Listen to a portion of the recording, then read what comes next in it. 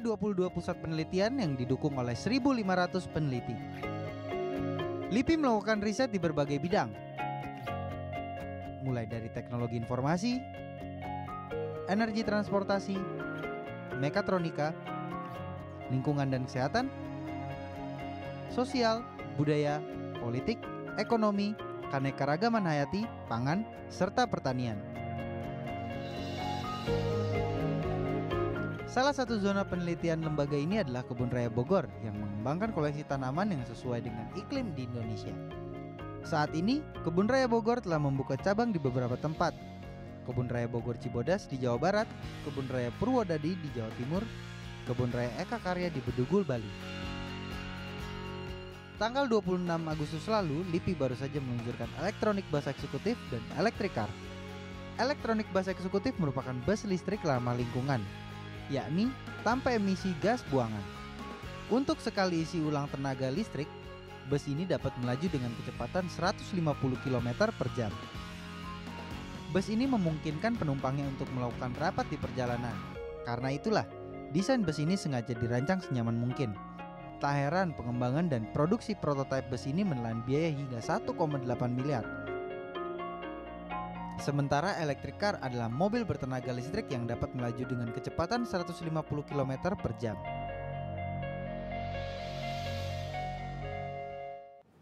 Telah hadir bersama kami Profesor Dr. Lukman Hakim selaku Kepala LIPI, dan kita akan berbincang-bincang dengan Profesor di sini untuk bertanya lebih lanjut apa sih sebenarnya yang dimaksud dengan LIPI. Saya sering mendengar tapi kurang menjelaskan mengenai tugas-tugasnya, perannya, seperti apa, Prof? Ya, selamat pagi. Pagi. Saya kira Lembaga Ilmu Pengetahuan Indonesia ini adalah lembaga ilmu pengetahuan yang tertua dan terbesar. Ya. Kalau sejarahnya, Lembaga Ilmu Pengetahuan itu dimulai dengan dibentuknya Kebun Raya Bogor. Jadi hampir 200 tahun yang lalu. 200 tahun sudah berdiri. Jadi pada waktu itu pemerintah Hindia Belanda menyiapkan lahan kebun raya itu sebetulnya bukan tempat rekreasi, tetapi tempat untuk kenali tanaman-tanaman yang bagus, dan itu merupakan titik awal dari perkebunan-perkebunan besar gitu ya. Jadi kalau orang jalan ke Kebun Raya Bogor itu bisa menemui pohon kina yang sudah 100 tahun. Rafflesia Arnoldi juga dulu di situ ya? juga ditanam di situ. Atau sekarang CPO. CPO itu diteliti oleh Belanda 70 tahun yang lalu. Jadi begitu, dan kita baru tahu booming CPO itu sekarang.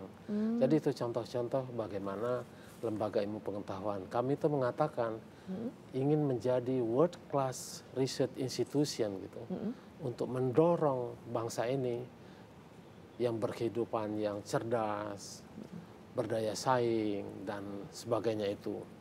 Jadi kita ingin menjadi lembaga ilmu pengetahuan itu.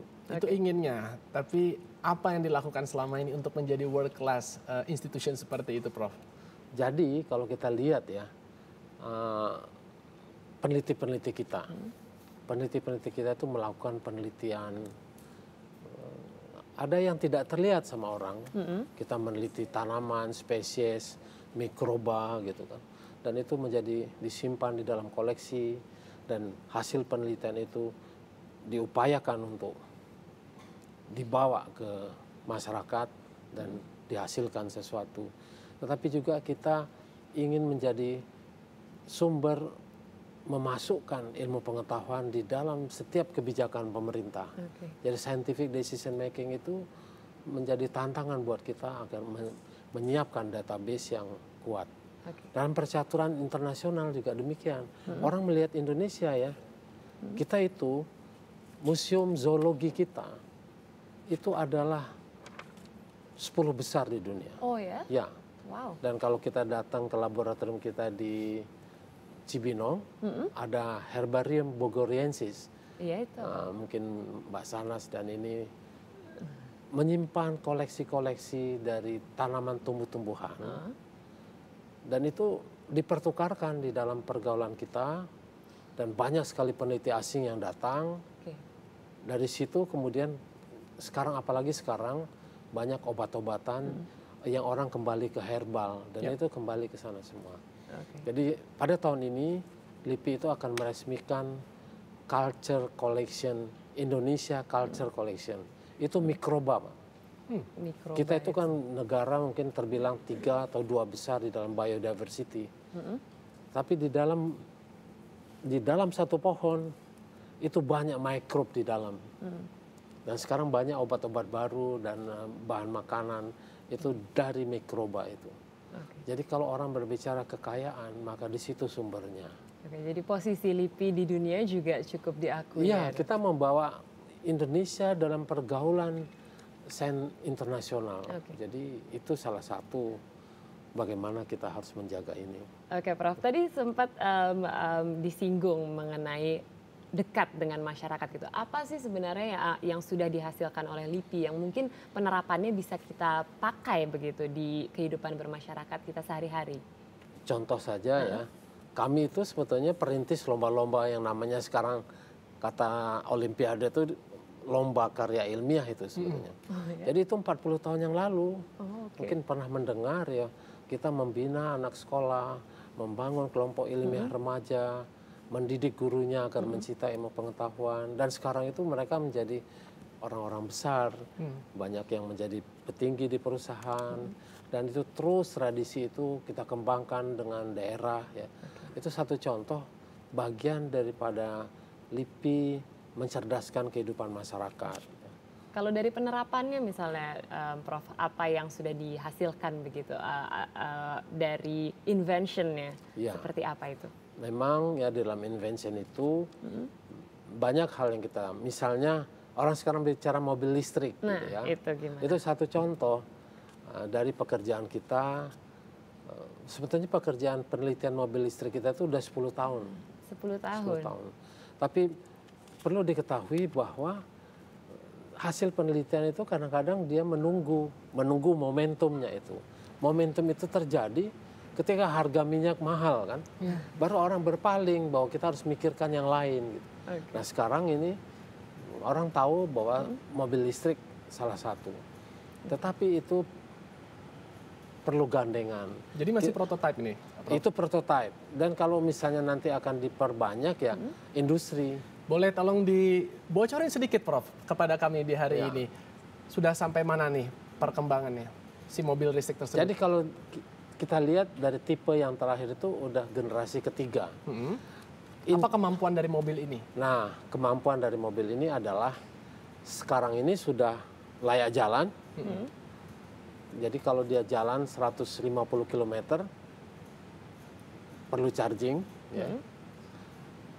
Kalau dulu kan masih nggak bisa, sekarang sudah memenuhi syarat itu. Dan kami sudah menerapkan ini di Yogyakarta.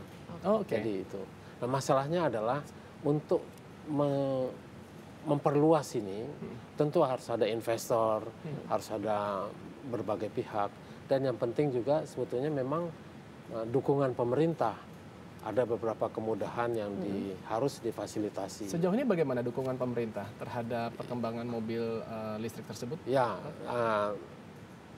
upaya pemerintah cukup terlihat, tetapi ada hambatan-hambatan di mata peneliti itu, misalnya ya, dana yang untuk dialokasikan 2013 itu baru akan cair bulan depan.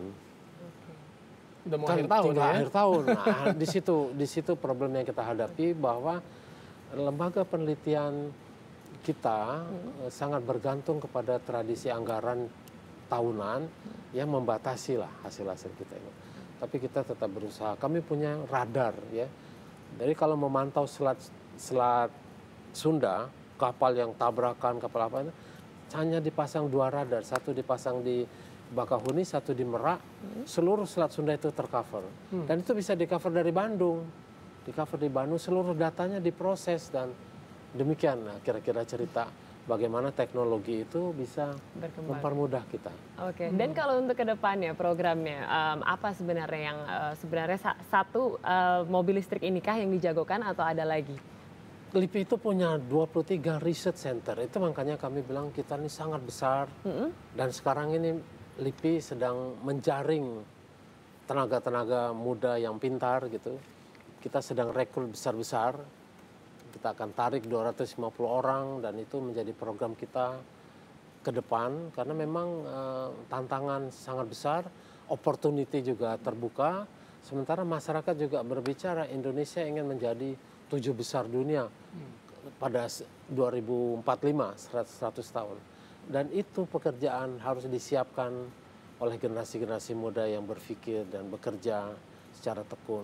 Ada momen yang sangat luar biasa beberapa hari lagi atau beberapa minggu ke depan tepatnya, yaitu APEC yang ada di Bali. Apakah sepertinya si mobil listrik ini jadi nih? Nah, menurut informasinya katanya mau digunakan di sana. Gimana tuh, Prof? Jadi contoh-contoh ada beberapa. Kami punya satu model gitu yang sebetulnya kebutuhan LIPI sendiri. Mobil itu untuk conference. Jadi bisa duduk di dalam, karena kita tahu misalnya kalau kami kan kantor ada di Kebun Raya Bogor, ada di Cibinong Science Center, ada di Serpong. Jadi pimpinan itu ya harus dalam keadaan macet gitu, kita bisa bicara di dalam, kita bisa ekspos di dalam itu dan suasananya nyaman, bisa bekerja. Ada apa aja itu di dalamnya, Prof? Di dalam itu ya ada meja, ada kursi yang itu, lalu ada monitor gitu. Dari monitor itu kita bisa tampilkan. Jadi video conference ya, seperti itu. Video conference semacam itu. Jadi ini ada wifi lalu terhubung dengan pusat lain. Jadi ya untuk memudahkan di tengah tantangan yang berubah sekarang ini, kemacetan lalu lintas dan itu. Itu mobil mungkin nanti akan kami bawa di Apex dan contoh-contoh mobil lain. Dan inti daripada mobil listrik itu penelitiannya pada baterai.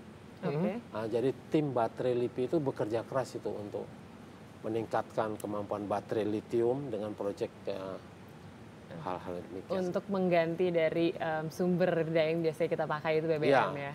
Sekarang ini beberapa komponen masih import, tetapi kita yakin bahwa kita bisa membuat itu. Selain mobil listrik ini yang terdekat ada lagi mungkin invention yang akan LIPI mungkin juga akan publish kepada masyarakat yang bisa digunakan langsung mungkin oleh masyarakat umum, Pak?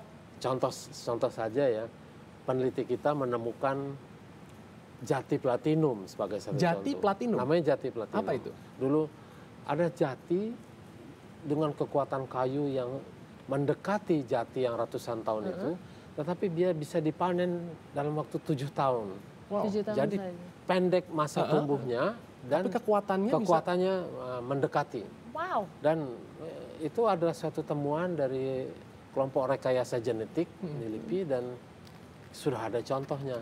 Itu tinggal nanti Mbak dan ini bisa mencoba itu ditanam di halaman dan dia mencapai lingkar 30 cm dalam waktu 7 tahun. Nah itu banyak kami punya pusat-pusat itu di Cibinong, ada juga di Serpong, itu, lalu di Bandung dan kita punya stasiun-stasiun penelitian yang luas. Itu masyarakat bisa datang untuk mungkin disosialisasikan begitu, bisa nggak, Prof? Oh iya tentu, dan kami juga mengunjungi. Jadi akhir bulan ini kami ada expo bersamaan dengan ulang tahun Provinsi Bengkulu. Jadi nanti kita akan expo di sana dengan membawa hasil-hasil. Besar sekali Mbak, ada 23 research center yang masing-masing bekerja dan butuh expose untuk Pokoknya kita optimistis ya, pengetahuan di Indonesia harus selalu berkembang. Betul. Tidak boleh kalah sama negeri lain ya. Iya, supaya menjadi tadi ya world class institution ya, Prof. Itu sekarang kita tahu dalam persaingan sekarang ya, banyak orang menjauh dari ilmu pengetahuan yang bersifat manufaktur dan mesin, biologi gitu ya. Padahal tantangan kita besar. Kalau kita ingin menjadi negara dengan kemampuan sumber daya alam ini ya harus diolah, harus diciptakan value added dari insan-insan Indonesia sendiri. Oke, terima kasih banyak Profesor sudah datang hari ini. Kita juga masih menunggu dan kalau bisa kita terapkan ya langsung ya. Mungkin bolpen yang ada apanya begitu kan, bisa langsung nelfon. Semoga kita menjadi negara yang tidak kalah seperti negara tetangga kita ya, seperti kayak Jepang, Korea ya nanti ke depannya ya. Saya kira sumber daya manusia Indonesia sangat potensial untuk mengusung ini. Amin. Profesor Dr. Lukman Hakim, Kepala LIPI, terima kasih telah hadir bersama kami di Indonesia Morning Show. Dan setelah ini kami juga akan menghadirkan informasi seputar dunia olahraga. Jadi tetaplah di Indonesia Morning Show.